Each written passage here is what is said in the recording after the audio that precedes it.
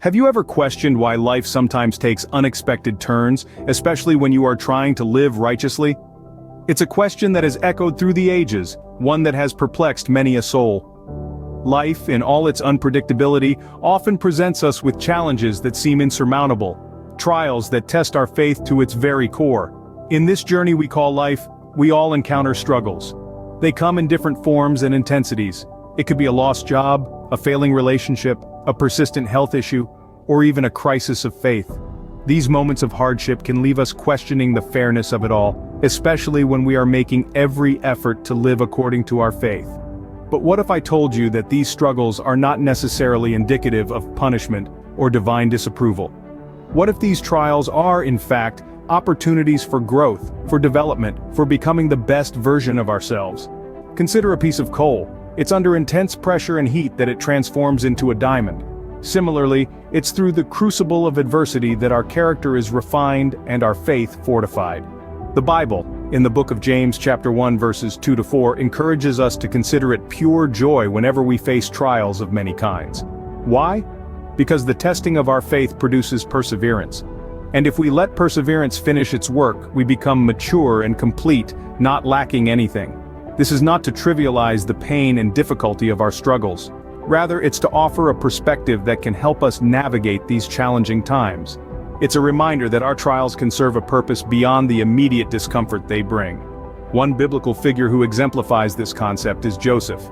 His life was a tapestry of trials and triumphs, a testament to the transformative power of faith amidst adversity. In our next segment, we will delve deeper into Joseph's story, drawing insights and lessons that can illuminate our path as we navigate the struggles of life and faith. Joseph, a man of God, was not exempt from life's trials. Despite his dreams and prophetic visions, his journey was far from smooth. Imagine being born into a large family, the 11th of 12 sons. This was Joseph's reality. He was the beloved son of his father Jacob, a preference that was evident to all, including his brothers. This favoritism sparked a flame of jealousy among them, a flame that would soon turn into a raging fire.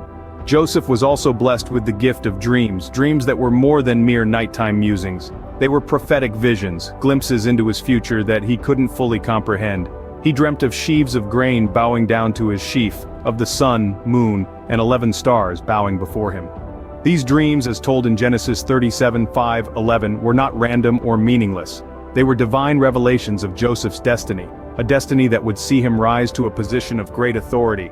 But when Joseph shared his dreams with his brothers, they didn't see divine revelations. They saw a young, naive brother boasting about ruling over them. Their jealousy turned to anger, and their anger to betrayal. In a cruel twist of fate, they sold Joseph into slavery, ripping him away from his home and his father who loved him dearly.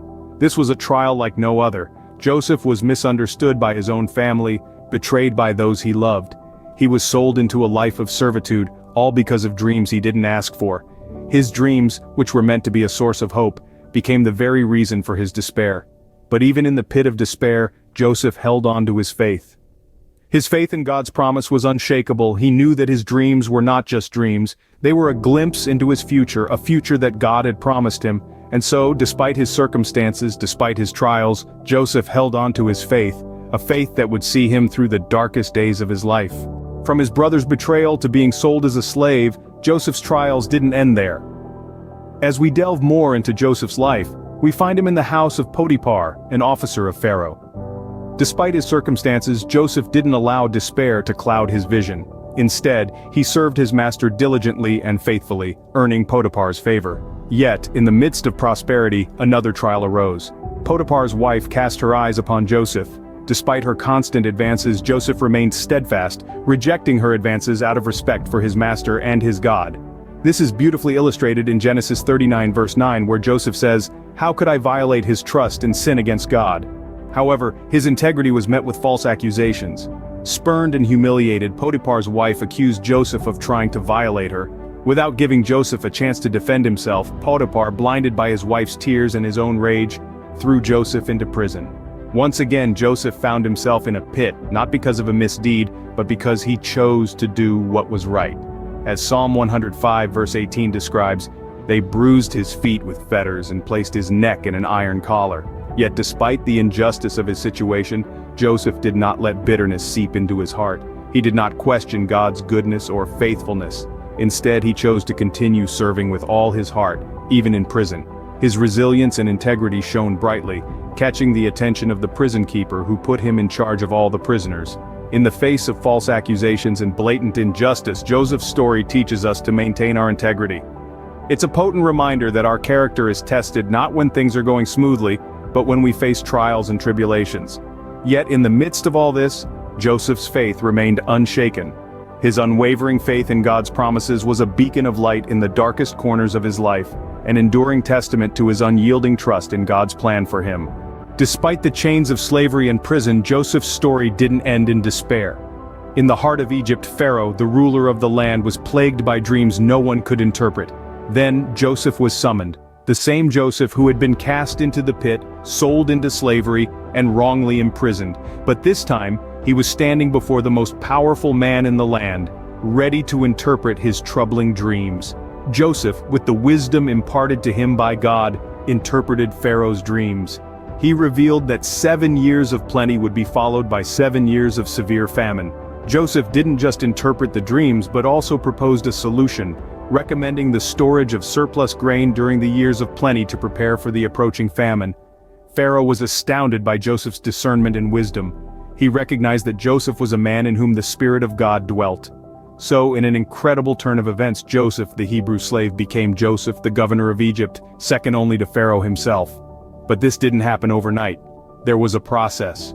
There were years of hardship and pain, there were moments of doubt and uncertainty. But through it all, Joseph held on to his faith in God. He trusted God's timing even when the clock seemed to be moving too slowly. In the book of Genesis, chapter 41, verse 16, Joseph says, "It's not me, but God who will give Pharaoh a favorable interpretation." This humble statement reflects Joseph's character.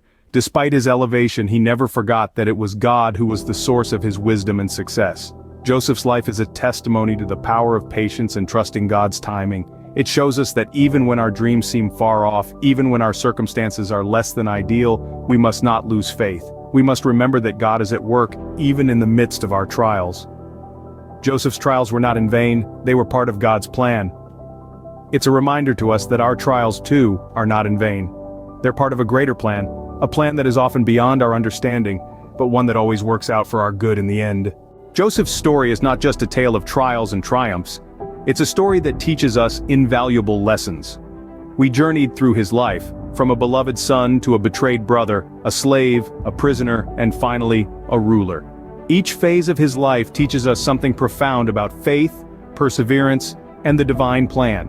One key lesson is the importance of maintaining integrity, even in the face of temptation. In Genesis 39:9, Joseph, when faced with Potiphar's wife's advances, declares, "How could I do such a great evil? It's a sin against God." This lesson instructs us to hold on to our principles and values, even when the world around us tempts us to compromise.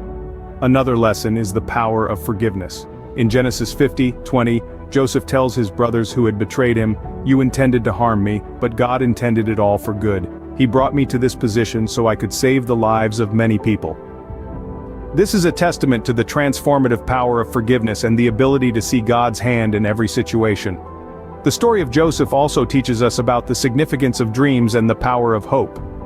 In Genesis 37:5, Joseph shares his dream with his brothers, not knowing that it was a glimpse into his future.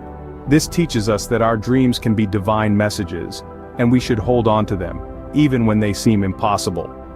Joseph's story reminds us of the importance of patience. In Psalms 105:19 it says, "Until the time came to fulfill his dreams, the Lord tested Joseph's character." This shows us that sometimes we have to wait and endure trials before we can see the fulfillment of God's promises in our lives. Lastly, Joseph's story teaches us about God's sovereignty. Genesis 45:8 reminds us that it was not Joseph's brothers who sent him to Egypt, but God for a greater purpose. This teaches us that no matter what we go through, God is in control. Like Joseph, let us remain steadfast in our faith, knowing that our trials are not in vain, but part of God's greater plan for us.